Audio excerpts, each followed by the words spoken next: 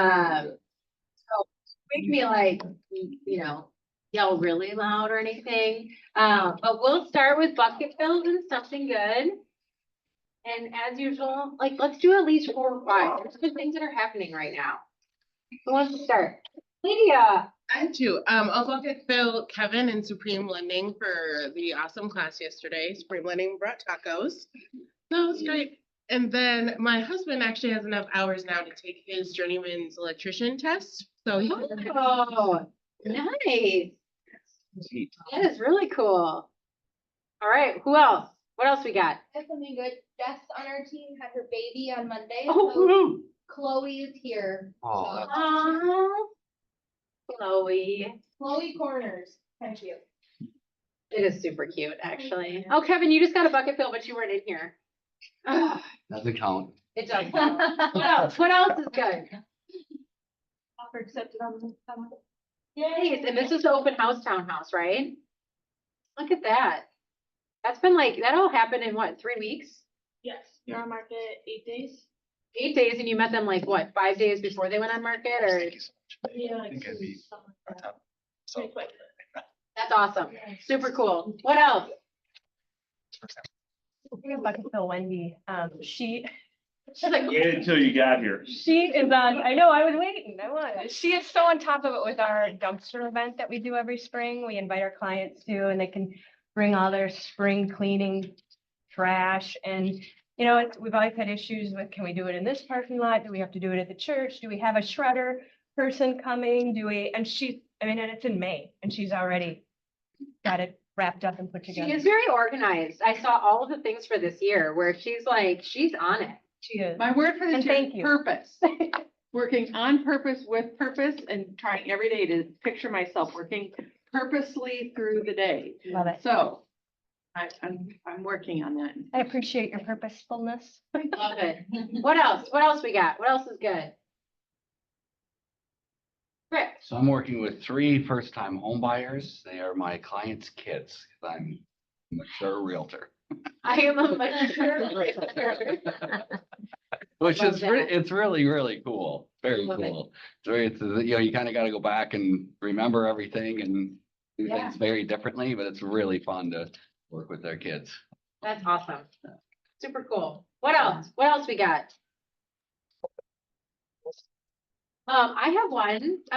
It is my uncle and my grandmother's birthday today. He turns 80, she turns 97. And they're probably the 2 most influential people in my life. So it's kind of cool that he was born on her birthday. He's her oldest son. So yeah, I hope that they're having an awesome day today. My grandma, They live here? Where do they live? no, they both still live on Alaska, so in Wisconsin. She up and got all excited about the day this morning, so. And it's really funny because she said, I talk to her often and I don't think she realizes she's 97. And she's like, there's old people that live in my apartment building. And I'm like, Grandma, I'm pretty sure you're the oldest one in the apartment buildings, by the way. And she's like, yeah, but they're just like really old. Like, not it. Like, so she's like, they have oxygen and they have all this stuff. I was like, that's not even old. They're just not in like good health. So it's really funny. She looks amazing and asked me today if I thought she'd live to 97, which I was like, really, Grandma? Like, yes, you're gonna live to like 110. So, all right, moving on. Wait, I have one. Oh, I have one. Last night I went to an event called Amplify, and it helps amplify nonprofit organizations. And I just wanted to say, we're sharing something good. Here's the time when you go and you can sit and hear about these organizations that are doing unbelievable things. And then sit at a table with other business people and mastermind about how to use whatever resources or connections you have to help benefit them. But you go there for 2 hours and leave so filled up because of just the amazing things that people are doing for other people. And it just, I'm hoping to carry some of that back here so that we can participate and continue to help amplify the good things those nonprofits are doing. I'm really excited about that. love that. Super cool. I've got one quick too. Oh, I am working with my first foreclosure, unfortunately, and Rick has been amazing, kind of just helping me through that process, just because I don't know exactly the ins and outs for that. So thank you, Rick. I appreciate you. Lena, how's the weather where you're at? It's pretty nice. I don't want to brag. It's sunny and like 85. It's mid 70s, but the sun makes it feel like it's 85. So it's pretty nice. Dude. I'll have the wind chill sometimes. Is it the same time? Yeah, same time. Yeah, same time. Awesome. Super cool. All right, moving on. I got anyone else with something good? I could feel Bethany for sitting in the front row. Yeah.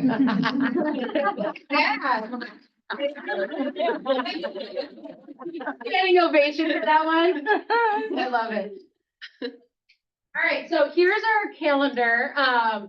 We are still going with our Friday movies, which are super fun. And by the way, if you have any suggestions for months going forward, let us know. It cannot be a rated R movie. A lot of mine got X-nayed each month. So, but if you have a great movie that all can watch, please put in your recommendations. Tomorrow, we do have the required modules. Can they still sign up for that or no? Yes, if you sign up at this point, just have your NERDS and license number when you come in, because you won't just be able to sign the sheet, like you'll have to actually write down all your stuff. But you can still sign up. Okay, awesome. So we have that tomorrow. Today we have our R&R. Rick, do you want to talk a little bit about that? Yeah, so the idea is to get out of the cold into this tropical environment there at Baja House. So we'll call, make sure they got a couple of tables for us together. I think we have a few people going a little early today, so we can. Oh, good. You can reel them in. So yeah, those two high tops will be ready for us then when you guys go. And we were thinking that it would be good to talk, just to always have a little bit of a subject matter. It'd be good to talk about how we're convincing our sellers to sell now instead of in the spring. Because a lot of the conversations are, yeah, I'm gonna. We're convinced. We say that they. How do we come to their encourage own them? Conclusion on it being the right time. Okay, I'll clarify. Why the only good reason, or why the only good thing to do is to sell now and not wait till spring? We just cover some topics that we're And mad then, about. and then the other half of it though is why would it be good? Why would it be, I gotta be careful how I say this. Why would it be good for a buyer to buy now versus them waiting to the spring? You know, because obviously a lot of people are gonna say it's a huge hassle with kids' school and so on and so forth. But we need to know as realtors why it's good to buy now. You can say better if you want, but it's good to buy now versus waiting until the spring. Sounds good. Who's going to the happy hour today? You know, this is like the most hands that are raised ever. I'm like, who's going to the training? And everyone's like, not me. It's like, who's going to happy hour? We are. Maybe we just need more of those. I don't know. We'll see. Last month at Cove, we had, I don't know, like We 30. essentially got kicked out because we had, they were like, you cannot take any more tables. Right. There was probably like 40, legitimately Yeah, like 40 I was people gonna say, there. Yeah, it was awesome. We will be closed on Monday, so if you have anything going on, again, reach out to myself or Heather. Most things, I mean, I think everything else is closed for like national holiday or federal holiday, but if something comes up, please just text one of us so that we can take care of it for you. Wealth building. So this has been opened up. I don't know how many spots are left. It is in person, so Mark will be here. This is getting put on by, well, I think a lot of people are like, is it, is he gonna be online or whatnot? It's gonna be in person. A really great class to go to. I know that leadership team is going to it. If it's something that you've been wondering about, absolutely go to this. It is put on by KW Lakes, the Minneapolis office. I do believe it's off-site though. Is that correct? Okay, yeah, so just, if it's something you're interested in, definitely sign up for it because I know that the other market centers are putting it up and I think they only had 30 spots like 2 weeks ago. So it probably is filling up pretty fast. Any questions around this at all? All right. So, Bethany was nominated, for the, does anybody know kind of the, these awards? Have you been seeing them from agents? Number one, I would love to see more agents in our office get nominated and just get involved in this because there's an unfair share of other brokerages that are in it. If you have not voted yet, I would say get your phone out and I would like to see all of you take that QR code and vote for Bethany for the Team Builder Award. If you know anything about her business, she is absolutely hands down, I feel like the best team builder in our industry in regards to just sharing her knowledge very openly and authentically. So go give her a vote because I'd love to see her win. Also, who is going to this event? Do you remember when it is? February? Friday. It might be the 14th. Voting ends January 17th. Voting ends this Friday. The event. Did everybody vote yet? Because if you didn't, get your phone out. I want to see it. I voted. Oh, and the event. Only realtors can No, vote. and. I can't vote. Otherwise, Of January? you wanted my Okay, vote. so the actual event is the 28th. You can go. It's kind of like a gala setup. And again, it's essentially awards for leaders and vendors in the industry. So if nothing else, it's a great time to network with other agents in the industry. So I know I'm going. I know a few other people in here are going as well. If you're interested, we can always try to grab a table as well. Any questions around that? By the way, congratulations on your nomination. Yeah. We only vote once. You can only vote once and only realtors can vote. And if you don't know like other categories who to vote for, one of the female people to vote for, you could vote for Katie Bean out of Katie Bean Minneapolis. and Cindy Freud are both up for female salesperson of the Yep. year. And then Graham Smith is up for male salesperson of the year, who's out of KW Minneapolis. Julia Lachey is Leader of the year. leader of the year and or one of the nominees. And then my friends Will and Sarah Huffman who are at Remax. They are like the most generous, incredible humans. And they are up for like community builder of the year. So I definitely vote for them for community builder. Yeah, there's a lot of, I mean, I don't think anyone from Edina is. No, this is the first year, honestly, we've been on the board. Usually we don't do a good job of nominating people at our brokerage. I just don't think we paid attention to it. Normally we see a lot of EXP people win. They do a really good job of like networking and telling each other to vote, so. Yeah. Tell your friends. Tell your friends, tell all of your friends. All right, so hat trick, this is in full effect. So not only, I don't know if you guys follow my social media, I also got a hat trick, by the way, because my third daughter got her braces. But this one is more important. So it's essentially getting people into the market center, right? If you feel like you find value here and you think there'd be a great fit, you get one ticket for a warm lead. People are like, what's a warm lead? It is not just giving me a name of an agent from a different brokerage or someone that is interested in getting into the business. It is actually putting me on a text message or an email with them so they know who I am. Because just like you, when someone gives you a name and you call them out of the blue and you're like, hey, guess what? Heather gave me your name. They're like, Heather, who and why? Right? Yeah, probably even more so for me, right? Because they're like, oh, great, I'm not interested. At least you can kind of tap into the water and say, hey, I'd love for you to set up a meeting with Kami. 3 people did that this week. So we've got Jessica Jacobson, Jason Johnson, and Jacob Milton. So these are your tickets that are going in here. And in regards to that, you can win a $500 gift card. So usually people love winning things. The other 2 ways that you can get this is bringing someone to a team meeting or a training. And then the third one is adding someone to your downline. Do you guys have questions around this at all? Awesome. I would love to see more than 3 tickets in here. So next week, let's try to get at least 5. How about that? It's like a 2-person increase. Is that good? All right, next. Do you want to explain this one? So it's Sure. So when you come to a meeting or a training, the tickets are in the back. write your name on the ticket, just your name, that's it. And then put it in there. We drew for a winner last week for our fourth quarter.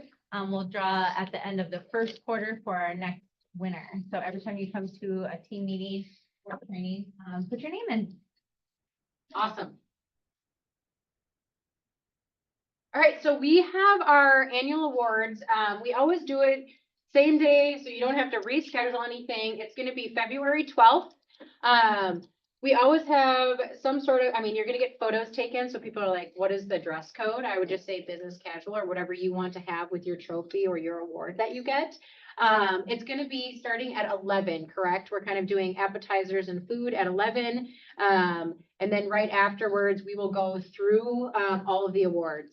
If you've been to these before, I usually move through them fairly quickly. And hugs are always appreciated. I'm just gonna open that door because everyone seems to make me feel very uncomfortable up here and gives me a hug.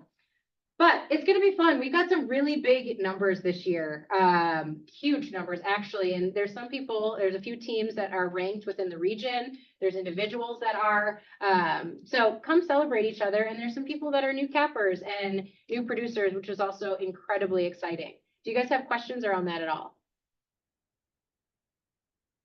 All right. Oh, this is just to mark your calendars for April 10th. We will have a spring CE Blitz. It'll be looking like right now 5 credits on one day. So come and just mark your calendars so that you can be part of that. Awesome. Eric.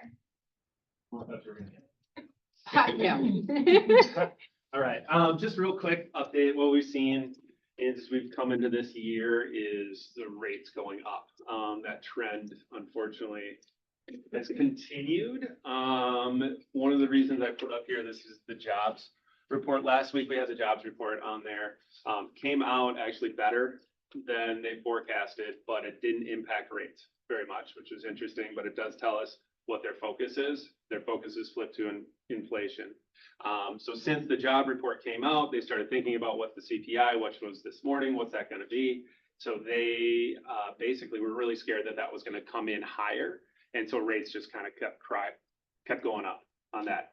CPI came in this morning, actually lower, or pretty much right at forecast. If you round it, it's right at forecast.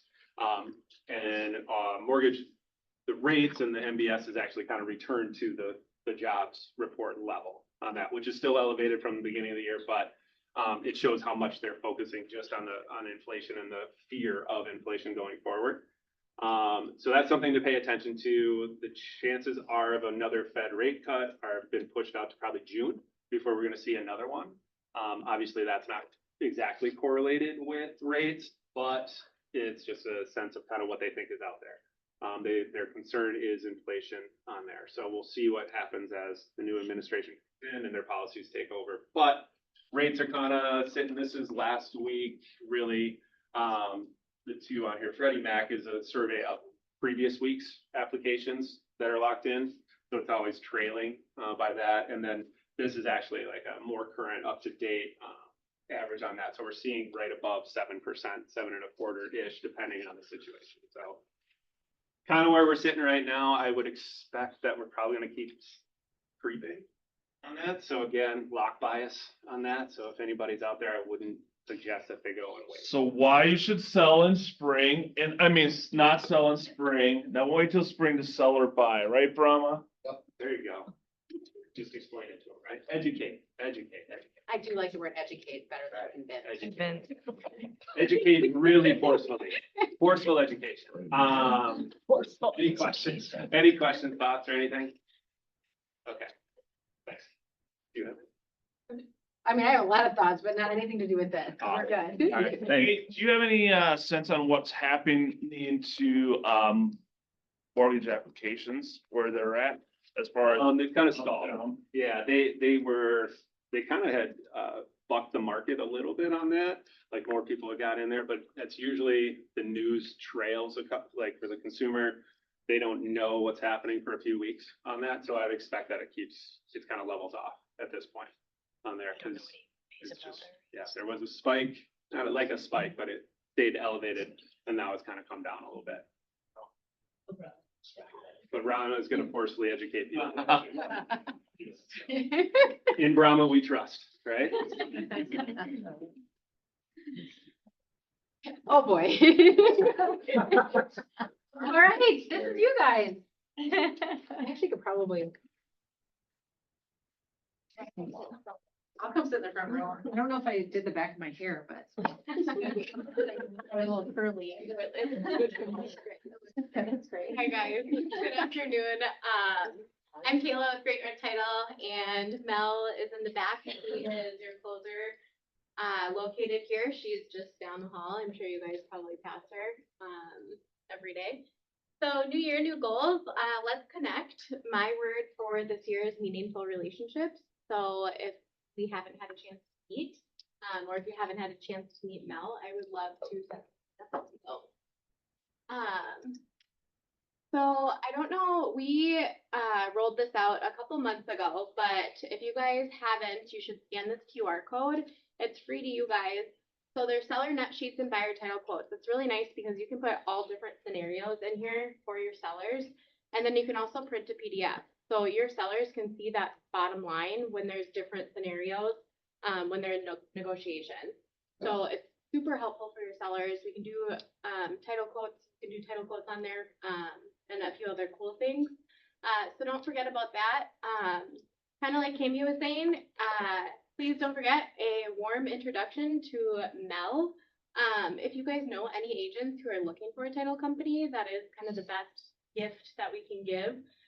So if you guys do know anyone, we love to educate, and we love to be a part of your guys' clients in any way possible that we can help you and events and things like that. So please keep Mel in mind if you know anybody looking for a title company. This is also a great seller net sheet to put into command, since for every listing, you need a seller net sheet to get paid. That's usually the most common sent back because there's not a signed seller net sheet. Just FYI, so you should probably put that in there. Do you like that, Kevin? I Do you like see that. Nice job. You know, I'm on top of that. So this is Team Mel, and then, so on the next slide, I would love to give a warm introduction to Dash. So one of the things that we like to do, and things that you can tell your friends who are looking for a title company, is we like to help educate you and put you in contact with some of the top talent that you guys need and know and use in your everyday business. So without further ado, I'd love to introduce Dash. He is our amazing insurance broker. And we work with him, our clients work with him a lot, and there's tons of good things to say about him, but I will let him speak for himself. So. Hello, everyone. I was asking Kami for how much time she wanted me to go. I can do 5 or I can do 90, because what happens is we ask questions, because insurance is a challenge, and that challenge is opportunity right now. But my role, I guess, and my goal today is to have you get 1 or 2 takeaways that you can take with your clients, your buyers, your sellers, where you have this light bulb moment where you say, oh yeah, I picked up this one little tidbit about insurance and I can share it with a client and I can add value to that client when you have leverage or prior to needing leverage in the seller's case. So a lot of these things aren't super fixable or modifiable, but having a state of the market and understanding some things to look out for is super, super helpful. Who's driving? Are you driving back there? Hello. So yeah, I want to talk a little bit about the market update, overview, insurance policy basics, just things that are helpful for you to know. I also want to be clear, like, I like the open forum. Like, if you have questions or you have, hey, this came up, I had this question on this, I like the constant Q&A. We don't have to hold it till the end. Like I said, I told them I'm gonna get a dirty look when I have to be done. Or like a car or something. Yeah, like a tomato thrown at me. So when I have to quit, I'll quit. And if I don't get to all my slides, that's fine. But again, hopefully the goal is home insurance 101. You have some tidbits that you can have. And again, using me as an asset or just a source of information, a text or a call. Hey, I went through an inspection. This came up. What does this mean? Can you insure this? What are the implications of that? Help walk me through it. My cell phone was on the first page, and I'll share it with you again if you need information. So next slide, please. Expectations with clients. I feel like the market update in this world is tricky for us because I think we all agree that, especially like mortgage guys with rates, like it's really easy to get into this like self-defeating mentality of rates are high, inventory is low, it's really hard to sell houses, blah, blah, blah, blah, blah. Like we can manifest positive and negative change. So I like to say that it's truly an opportunity in the market. It always is when the market is challenging. You can be the agent that knows a little bit more about home insurance that can throw in that little tidbit that helps you in your leverage stage where you can say, hey, this is problematic, this is not problematic. Hey, we can solve this problem. Hey, we can't. So know that the market is really challenging in insurance. We know California is in the news now, obviously massively impacting home insurance. Florida has been in the news forever. Minnesota, a lot of people don't realize Minnesota is consistently top 10 to 12 in the nation for disaster claim payouts. We are a really, really problematic state because of our wind and hail. So people say, well, we're not as bad as Florida and California. Well, that's true. But also the insurance companies here buy reinsurance, which is insurance for the insurance, and that affects everything globally. So a question that comes up a lot is, are the wildfires affecting home insurance in Minnesota? In the long term, yes. They all have drift effects where we're all trying to, it's regulated at a state level, and our Commissioner of Commerce is trying to find a way and work with the companies to keep businesses here, to keep competition here. Because what do we know about supply and demand 101? As options decrease for consumers, what do prices have to do to go up? Because there's fewer options. And that's what we're seeing in Florida and California. So I think overall in Minnesota, I think we're doing an okay job because we are allowing, and our regulators are allowing 40% year-over-year increases, which is brutal, but it's keeping companies here. So we can have a new equilibrium, a new paradigm. Because when companies leave, then you have California where people are getting non-renewed and they don't have coverage. So next slide. This is there's one takeaway from this entire thing about insurance. My little mini goal is to make roof age the new hey, beds, baths, square footage. Because those are your key points in home insurance. Everyone knows hey, I'm looking for a 4-bed, 2-bath. Also, the roof age is 7 years old. Perfect. This is your number one impact on eligibility and options for coverage. In the market right now, if you're under 10 years, you're in pretty good shape, generally speaking, for regular pricing and eligibility for replacement costs. And we want replacement costs in homes because it's not depreciated. When you have depreciation in your roof settlement, it's settled like we settle auto insurance. And we all are aware as consumers, if you drive a car off the lot, it depreciates by 20% in a heartbeat. And you don't get that payment for your new car, you get the payment for what your car is worth after you drove it off the lot. If you have clients who have contractors come out and they say your roof is going to cost $20K to replace, how much money does the consumer expect to get from the insurance company? $20K, minus their deductible. What's happening now is the companies and the clients are working against each other. And again, I always have the disclaimer that Britt laughs about, but it's I'm not standing here being an advocate and playing the world's smallest violin for giant insurance companies. I'm just telling you the math. And we run into problems where they're trying to find ways to fix their loss ratios and their margins by still staying in business in the state. So if your roof is over 10 years old, if your client is looking at a house with a roof that's over 10 years old, we're running into a lot of not only ineligible home policies, but it can't get a policy at all, not just on the roof, but on the house itself. But if they can get a policy, we're looking at actual cash value, or also called roof payment schedules, which is just a really nice word for it's going to be depreciated. So if your roof is under 10 years old, you're in great shape. I always put specificity, even though I can't say the word. It's really helpful to know the exact age. MLS does a lot of 8+ or 8-, as I'm sure you've all seen. It's helpful to know if it's 4 years versus 8, 4 years versus 10. But if you write one thing down, write roof age 10 years. Because here's the thing, if you're walking through a house with a buyer, the buyer loves it. It's got brand new HVAC, it's got brand new windows, it's got brand new siding, it's the perfect location, the price is good. If the roof is 25 years old, it's damn near uninsurable. And if it's uninsurable, you can't lend. And if you can't lend, you can't close the deal. And it becomes really, really problematic. Question that comes up a lot is, can we negotiate in the PA for, and I'm using realtor words, so side-eye me and correct me if I'm wrong, you can plan for fixing the roof as part of the closing. We have a 30-day window after closing with the insurance companies. They have the right to do an exterior inspection of the home.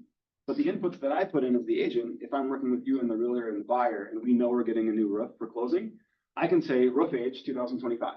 And that fixes my pricing, it fixes my eligibility. And then when the exterior inspection comes around, we can get it done. That's possible. It can be tricky, but we can get it done.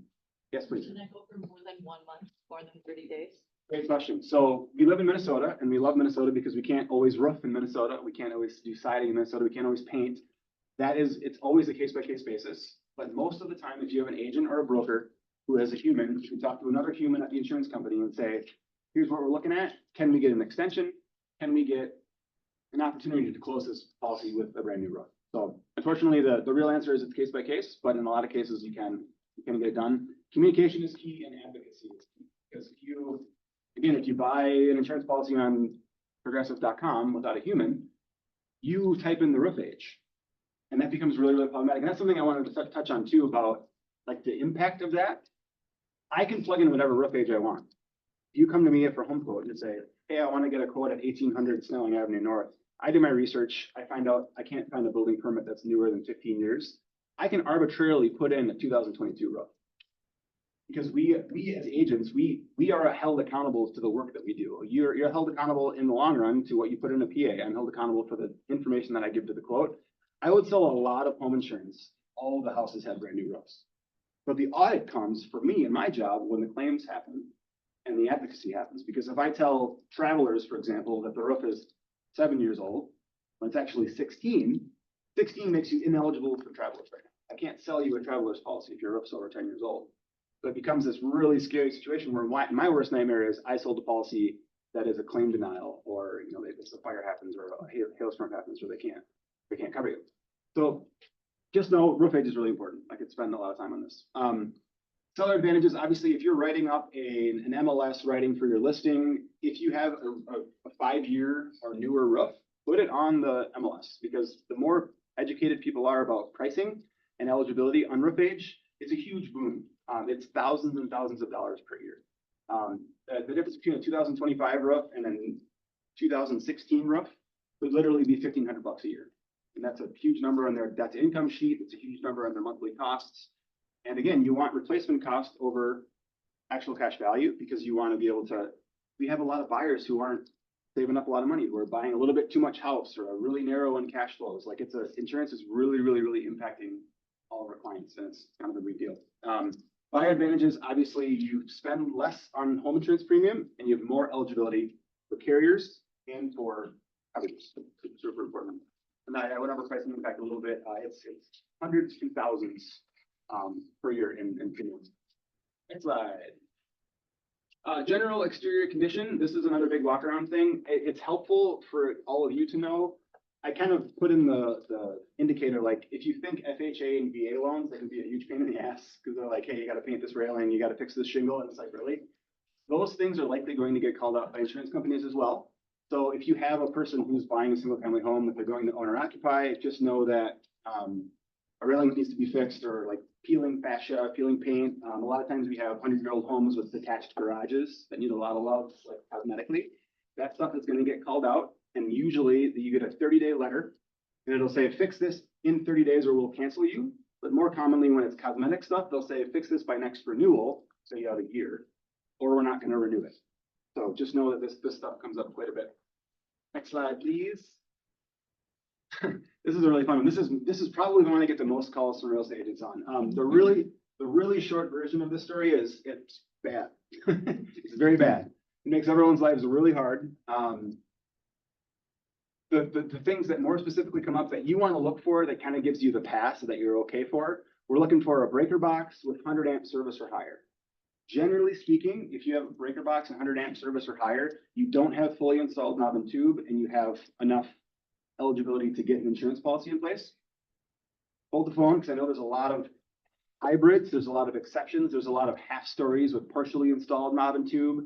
And frankly, this is another like creepy elephant in the room that keeps me up at night sometimes. There are so many houses in Minneapolis and St. Paul that are insured by companies who clearly say we do not insure knob and tube, and they have knob and tube in them. So it's a disclosure thing too, which is really, really tricky. I am never going to put into a form, this house has no knob and tube, if I know there's no knob and tube, because we want to be reasonable business people who do our jobs correctly, right? Can you insure a house with aluminum wiring? So generally, if it passes in, The whole house? Yeah. Exactly. So if an inspection can come in and the electrician says, like, they flag it as not a hazard and they look at it, most companies will tolerate it as long as we have amperage, no fuses, not fully installed knob and tube, and I think it's 100 amperes or higher is usually our threshold. Okay. But again, the tricky thing about me standing up here is every carrier is slightly different.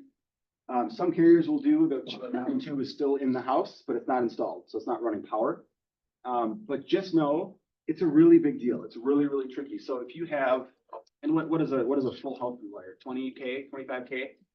Anyone? Like it's a big thing. And so if you have a seller who wants to sell and you have an aggressive buyer and buyer's agent who's saying, well, we know that this house is uninsurable because of knob and tube, it becomes a really, really difficult conversation because the seller is not going to want to lose 25K on the net to get the knob and tube repaired. But they also want to sell their home. So it becomes one of these battles where you have to tell them. So in that particular case, what I've seen happen before is if they're working with State Farm, the current owner, and it's currently insured, Yep.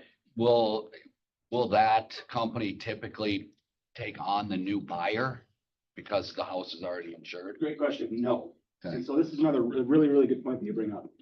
A really tricky thing about kind of this, I talked about the elephant in the room where we have a lot of houses that aren't traditionally eligible in today's market. The scary part about remarketing it or reselling it or quoting your insurance even, which is an effect of my world, is if you try to remarket it and get a new policy, so many policies are grandfathered in to previous clauses or previous unknown conditions. So I look at people with a straight face sometimes and I say, you have replacement costs on that roof. You shouldn't go anywhere until you either get a new roof or they drop you or they change the coverage terms, because there's plenty of conditions where you have to do a brand new application with a brand new named insured, which would be the new buyer. And the company is not going to has no relation to the prior policy because they're going to have current date eligibility, current date pricing, current date disclosures. So if the new agent and the new buyer also miss that there's knob and tube and they don't disclose it in the app, you can get a home insurance policy on it. But then the crazy, scary unknown is if there is a fire and they do the postmortem of the fire and they learn that there was knob and tube that was the cause of the fire, there's grounds on the insurance company side to decline the claim because the policy language says you don't insure knob and tube. That's my worst nightmare as an insurance agent, is missing that in an insurance policy, having a house burned down, and then there being. So, that's kind of an amateur question. Again, it's so case by case and carrier by carrier. This is one of those big ones where I say, call me, talk to me, and I'll try to walk you through it. You know what age homes typically have knob and tube? 30s and 40s and earlier, I think, was roughly when it started transitioning a little bit. And anybody want to call me on that or help me with that? I think that's kind of a generation. If you're in that 80 to 100-year-old range or higher, it's more likely, if it hasn't been rewired, that you're going to have some knob and tube. 1880s to 1940s. There you go. That's the Google AI overview. Perfect. Next, please. Sewer lines. So for knob and tube, I like to do sewer lines because it's a little bit of it takes the stakes down a little bit. Sewer lines are generally not an eligibility issue. This is just an add-on. It's a food for thought that's really helpful with your clients because you guys run a lot of sewer scopes. If you can insure the line itself in the ground, and it generally needs to be added. It's not something that's included in the policy language by default. This is truly like a bells and whistle add-on. It costs very little. It costs $40 to $60 for the entire policy period. And on average, it offers about 10K in coverage. Now you say, Dash, well, a full line replacement costs 20 grand. I know. But even if you can't get 20 grand, I think most clients will spend $60 to get the diagnostic and some of the build out and the tear out done. Because you'd rather pay $60 to get it half covered than pay $0 and have no coverage at all. So this actually insures things that are generally not insured by insurance companies, which is like collapse, wear and tear, intrusion of weeds, the things that happen when there's big trees in the front yard and there's like offsets with elevations in the yard.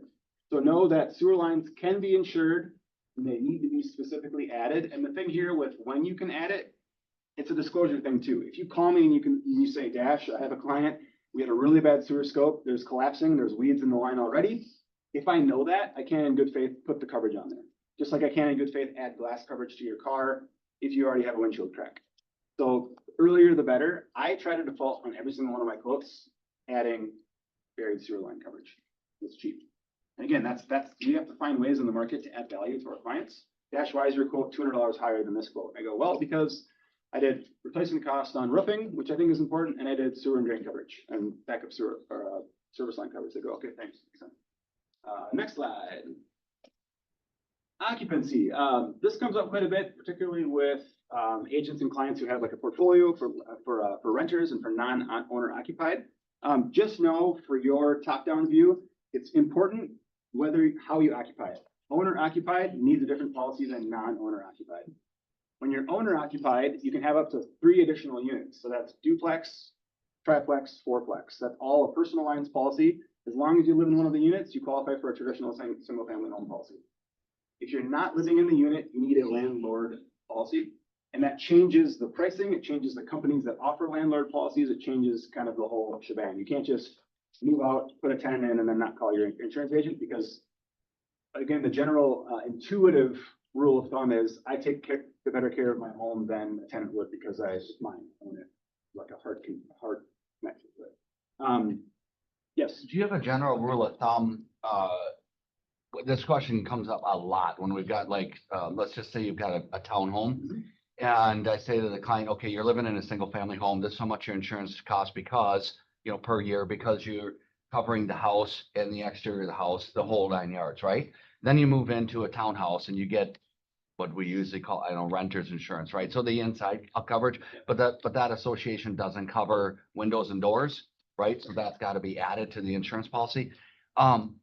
When you take, like, how much, it would be really helpful if there was a rule of thumb, how much less is that insurance?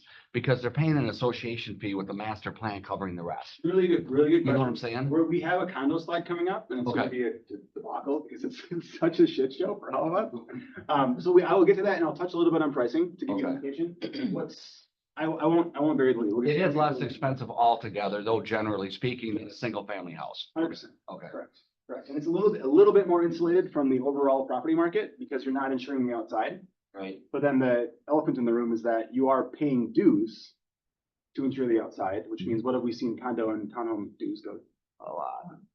Quintuple. Ridiculous. Yeah. Like ridiculous. It's changed, like it's finally seeping into that market and affecting your buyers just as much as everything else is. Another quick tidbit, long-term is treated different than short-term leases. So if you have a client who wants to be able to do Airbnb, then I always say err on the side of saying, I'm going to use it as a short-term rental because some policy language will say, we allow for traditional full-term leases, which is generally 6 months or higher.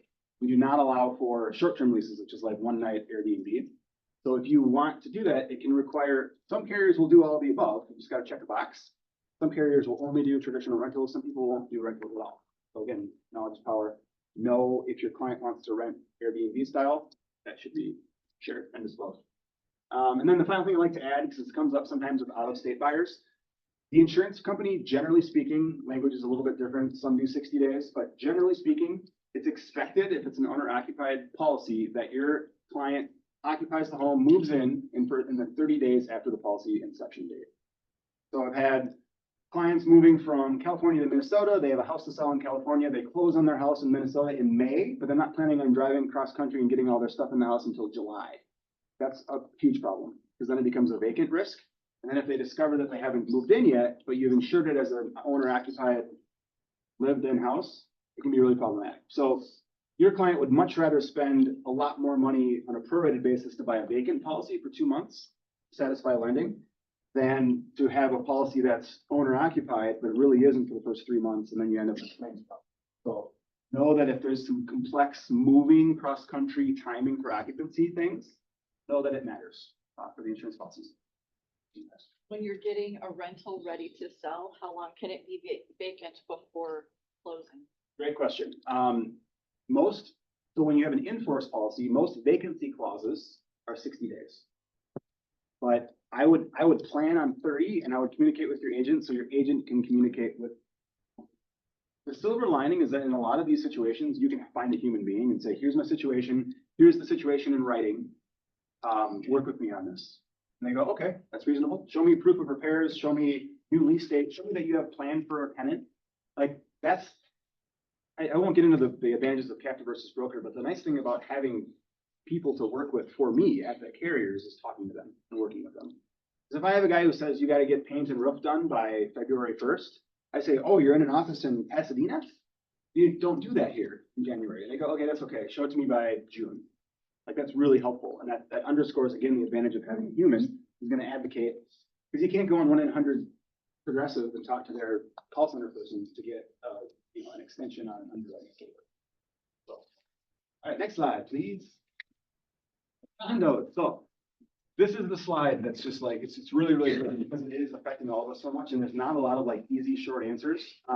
We all know that our least favorite thing to do in the world is request bylaws and deal with disgruntled property managers and wait and wait and wait and wait. And policy language doesn't make sense, bylaws that are written poorly. It is a huge, huge, huge problem. And like you brought up, it is really affecting our condo deals because of debt to income, because of dues costs for condos and townhomes. So I'll kind of give the rough overview and then I'll make sure I'll touch on pricing. So your clients' needs, they need to buy what's called an HO6 policy. It's a glorified renter's policy, but it has a building coverage component for the interior of the system. So calling it a renter's policy is inaccurate because renter's policy doesn't include the building, like the HO6 does. A condo and a townhouse, like a high-rise condo and a townhouse that's a twin home out in the suburbs, for insurance purposes, form purposes, it's the same policy for us. What we add for building coverage and stuff obviously varies tremendously, and that is determined by the bylaws of the association. If you have a client who needs an HO6 quote and the agent doesn't ask for the bylaws, please run away from them because it absolutely determines how you have to set up the policy so there's no gap between your client's HO6 policy and the HO6 master, or the HOA master policy. If there's a $25,000 deductible for the HOA and I sell my client $10,000 in building coverage, that means any claim that exceeds 10K but is under 25K is 15K out of pocket for our clients. Not a good experience, and it happens all the time. I just had, I'll bring up Jason and Shane again, unfortunately. Should I not say this? No, it's fine. They just went through a really, there's other KW agents in St. Paul. I love the fact that you just said that, because I say that all the It already time. happened. It is Now that I've already said it. Is it okay that I said it? They just had a massive, two condo units above theirs flooded, and they have 6 figures worth of damage in there. And their agent, I don't know how much he was at fault or whatever, but he wrote, I think, $26,000 in building coverage for him. And so if there's no liability accepted by the upper unit, they're gonna have a massive shortfall. And even being said, depending upon liability limits, they could have a lot of out of pocket because they didn't set up the policy correctly with the HO6 versus the master policy. Bare walls generally means, bare walls are all out or walls out, generally means that your HOA, your homeowners insurance association, is not insuring the interior finishings. So that's carpets, that's cabinetry, that's countertops. Think of a bare shell. They're doing HVAC and doors and walls and things like that. But again, you gotta look at the bylaws, because like you brought up, Brahma, sometimes they do windows and doors, sometimes they do decks, sometimes they don't. Sometimes the bylaws are written really clearly, and sometimes they aren't. And so the trick here is that the HOA is run by an HOA board. And as we know, an HOA board is a microcosm for humanity. We have really good boards, really detail-oriented boards, really good financial people, a board lady who used to be a CFO, awesome. And then we have boards who are so underwater they can't pay their premiums, they don't buy home insurance or homeowners insurance. You find out you have a client and you get the bylaws and there's no policy in force. The condo is unsellable because you have a condo problem. I don't have solutions to that, and that's the problem with the condo slide, is that we are subject to how they set up the bylaws and how they set up their HOA. So it's scary, and it should be, because it's really, really hard for you to work with your clients and set expectations when it's completely out of your control. A lot of times, the only solution is having the HOA hire a lawyer to fix the bylaws and to buy a new insurance policy. But it's the most contracted market we've ever seen with HOA master policies, and it's really hard to get coverage, especially on the spot for a closing. I'm hopping around a little bit, but all in, that condition or that settlement loss or settlement setup essentially means that they're insuring the entire unit just like it was built, including everything on the inside. They're building it just as it is today, but they're subject to a deductible. So that's when you just simply cover the deductible. So if the HOA is saying we're going to rebuild your unit exactly like it is today, but we have a $10,000 deductible, I just give them $10K in building coverage, and then there's no gap. It gets a little bit more complicated when you bring in tenants, improvements, and betterments. So some HOAs insure these and some don't. So I have a 1975 condo, but there's been 3 owners since 1975. Your buyer is going to be the 4th owner of the condo. Who did what? Who updated the bathroom? Who fixed the countertops? What is improvements and betterments? It's a really, really, really moving target to hit. Because sometimes your buyer needs to insure the new countertops because they were built after original construction. So I guess it's a lot of work, really, really challenging. And again, not to beat a dead horse, having someone who can look at it for you and read the bylaws is super, super important. Pricing, so a conversation on pricing. Right now, the average home insurance, single family home, like traditional neighborhood home insurance is about $2,500 to $3,000 a year. The average HO6 / condo policy is about $400 to $600 a year. Then you factor in dues. So dues vary tremendously, but what are the average dues these days? $400 to $600 a month? Is that fair? If you're in a big high rise, $1,000. So you're, as an HO6 owner, you're offsetting that cost and transferring that risk to the HOA. The HOA does that. So I'm selling a townhouse right now and my client is on the board, it's in Eden Prairie. And 41% of the dues are 642, 41% is insurance. So it's good to know it's gone up because it was about 3 years ago, it was about 30% of it was, so. And so a quick quote on, or a quick aside on, again, I'm not playing the little small violin for insurance companies because it's just a math equation for them. But when you have like a 140 unit twin home association in the suburbs, it's 70 buildings, you probably have $45 million in building coverage. That HOA is paying somewhere in the ballpark of $120,000 to $150,000 in premium, the insurance company, for 1 year. And obviously that cost is passed on to the HO6 owners. The problem in that market right now is that there's no such thing as a small hailstorm for 140 unit HOA. So I'm the insurance company and I collect $140,000 from you because you're the HOA, but then you have a hailstorm next week. I've collected $140,000 in premium, or if worse, I've collected quarterly, I've collected $25,000 in premium. I just had a $1.5 million hailstorm because I just replaced 70 roofs. So like that math doesn't calculate. So companies are saying, we can't make money in this market because Minnesota is a hellscape for hail. And so they leave.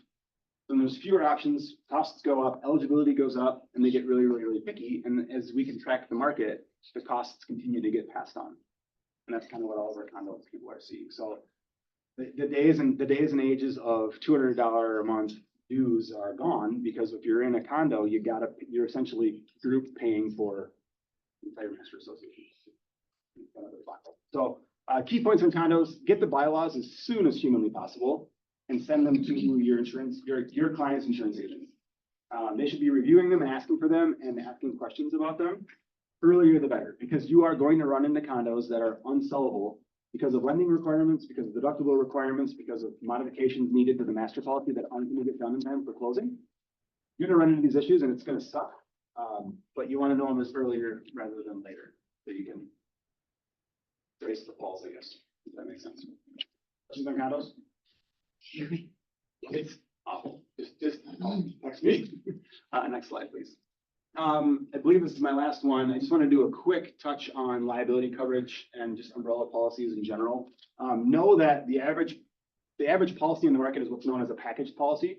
And all that means is that there's a liability component, which is negligence, paying for damages that you're responsible for, and a property component, which is actually just insuring your actual real property. Even though there's a liability limit, the agent and the client get to select that. So on an HO6 condo policy, for example, and the home policy, you can select 100K, 300K, or 500K. And there's just pennies, $6 or $8 a year difference for hundreds and thousands of dollars worth of liability coverage. So not just for your high net worth clients, but just know the importance and the inexpensive nature of liability insurance. I don't sell home policies or condo policies with less than 500K because I say, hey, Gamey, is it worth spending an extra $9 to have $200,000 more coverage? You're like, yeah, probably. It doesn't make any sense. So the next piece of that for catastrophic and for financial planners, for net worth, for your liability coverage equaling your net worth roughly, you can add an umbrella policy, which is $1 million increments of additional liability that cover auto and home. So if you have a catastrophic loss, you have a wrongful death suit, you host a party and someone goes home and hurts someone and they find you liability and you somehow, if you get sued for $1 million, your home pays the first 500K and then your umbrella pays the additional 500K. And there's no out of pocket to you. You're negligent and your company's accepting liability on your behalf, but you pass that risk onto the insurance company by buying an umbrella. So no, they're really important. I recommend them for basically all my clients. Even if you have zero assets, you can still get sued for $1 million in a wrongful death suit, even if you don't have any assets. And as unlikely as it is for all of us in this room to get sued for $1 million, if you look at the breakdown of the judgments of the civil suits, 8 to 10% of those every single year exceed $1 million. So if there's a 1 in 10, that's gonna be over $1 million, your $300,000 in your auto insurance is not gonna cover it. So, and then costs very, very low. They start at about $250 or $300 a year for $1 million in additional liability coverage. So it's not a lot of cost. Next slide. I think that might be all I have. Any final questions, concerns, cries of anguish? Wait, please, I have paper cards, even though that's dinosaur. Oh, sorry. We have, we all drive people around in our cars. How do we, what would you recommend we do to? Really good question, and I should put it in my slide. I focus so much at home, I should stop with this. All of you as realtors should have a business use endorsement on your personal policy as a bare minimum. It'll probably cost you $30 every 6 months. If you are doing more than just commuting means I'm driving from my home to my place of work. If you're going to a client's house, if you're going to a networking event, if you're going to an open, that is business use of your car.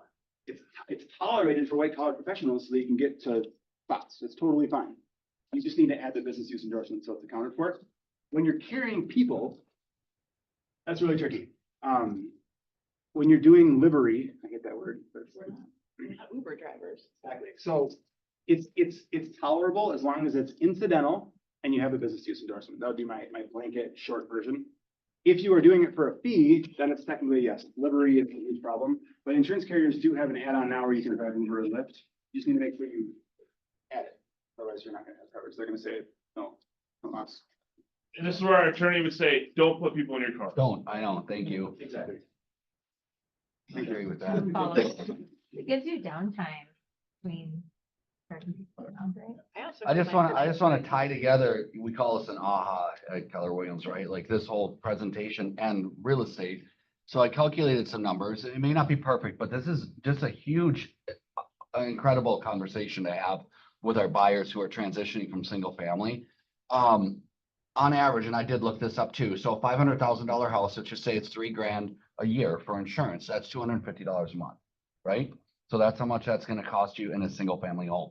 In the association, your HO6, if it's $600 a year for a $500,000 townhouse, $600 a year, that's $50 a month, okay, for your HO6. And then you take the association fee of $500, and if their insurance is 30% of the association fee, that totals $150 a month. So now in the townhouse, part of the association fee insurance and your insurance, is totaling less than if you were in a single family home. Why is that so significant? Because everyone's complaining about the association fees in townhouses and condos right now. And it's actually, when you do that transition, it will likely cost you less in insurance when you add up both the full, what do you call it, the association, their insurance policy and your insurance policy. Yeah, huge. Other questions? Good. Thank you very much for your time. Add me on social and send me DMs, questions. If you're on an inspection, it's a Saturday morning, shoot me a text. I'll get back to you if I can. Let me be a resource, and good luck. Thank you.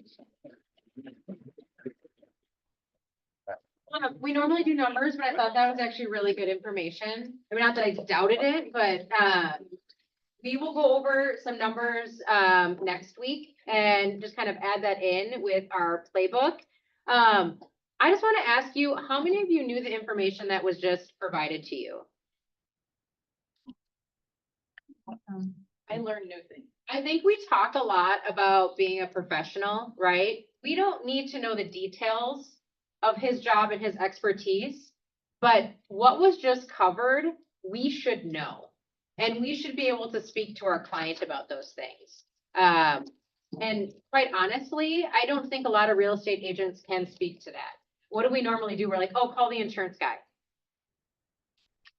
The things that he just talked about are actually part of the decision-making process when you view a home or you put an offer in. Would you guys agree with that?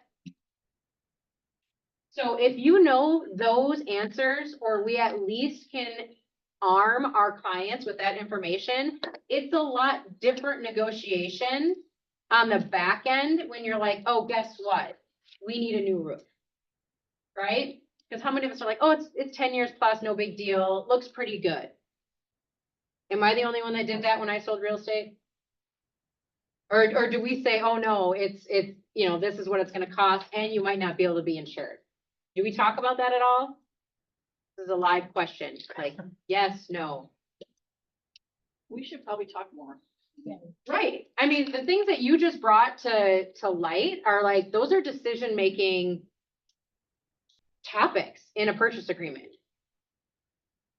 I kind of try to walk a fine line.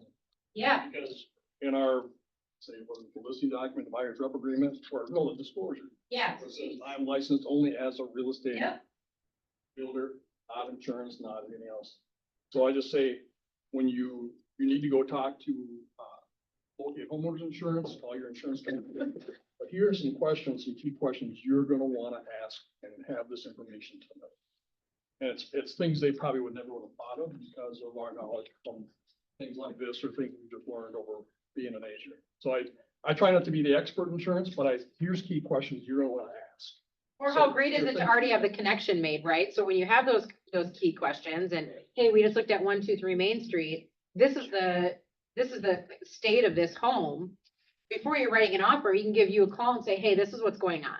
This house was built then, this is the age of the roof, this is this, right? Like what could potentially come up from that?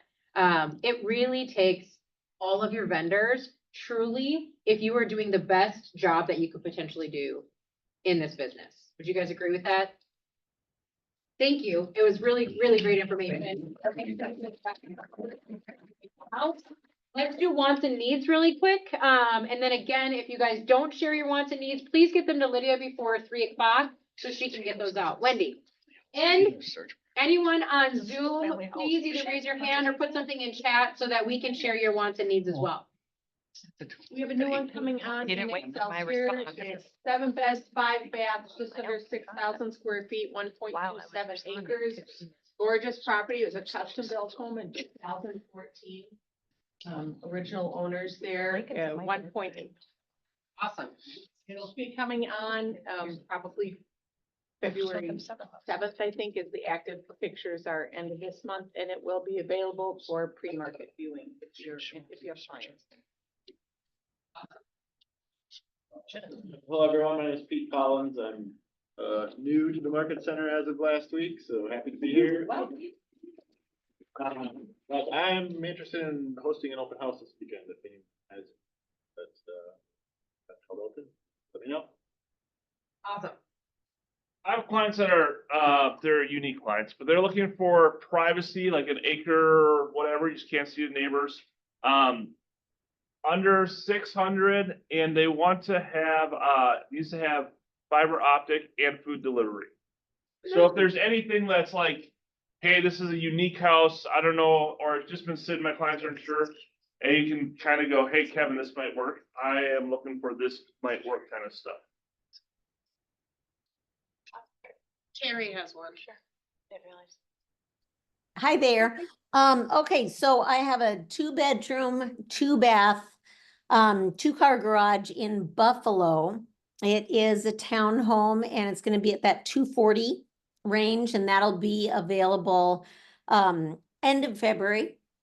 And then I have a buyer up in the Andover area wanting something like a 5-bedroom, 5-bath, lots of garages, 650 or under. So, you know, and then a 4-bedroom, 3-bath townhome in Forest Lake. That'll be at 435. Clean. I have an open house opportunity for this weekend. The address. Look at this match right? Yeah. Neat. The address is 484815 DuPont Avenue North in Minneapolis. Listed at 223.9. Awesome. All right, well, you guys have an awesome week and go set an appointment today.